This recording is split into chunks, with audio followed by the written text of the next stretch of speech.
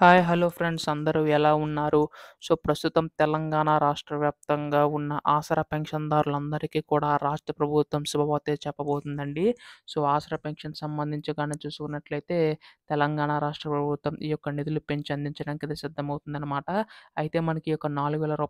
6,000 ఎప్పుడు అందించబోతుందని చెప్పేసి చాలామంది పెన్షన్‌దారులందరూ కూడా ఎదురు చూస్తున్నారు. ఎందుకంటే మనకి తెలంగాణ రాష్ట్ర ప్రభుత్వం ఈ యొక్క నిధులు పెంచి అందిస్తామని చెప్పేసి హామీ అయితే ఇవ్వడం అయితే జరిగింది కదా! ఎప్పుడు అందించబోతుంది అనే దానిపై మనం ఈ వీడియోలో పూర్తి సమాచారం తెలుసుకోవడానికైతే ప్రయత్నిద్దాం. ముఖ్యంగా పెన్షన్‌దారులందరూ కూడా వీడియోనైతే పూర్తిగా చివరి వరకు అయితే చూడండి.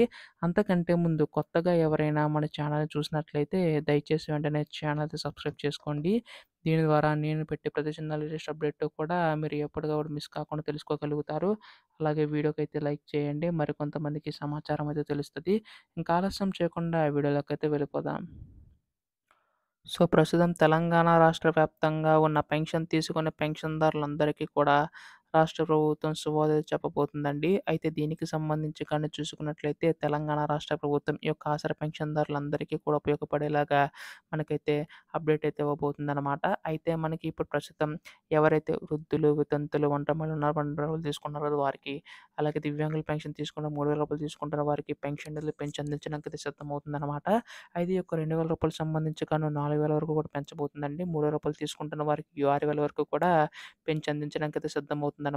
దీనికి సంబంధించి గాను ఎప్పుడు జమ చేయబోతుందని చెప్పేసి చాలామంది అడుగుతున్నారు.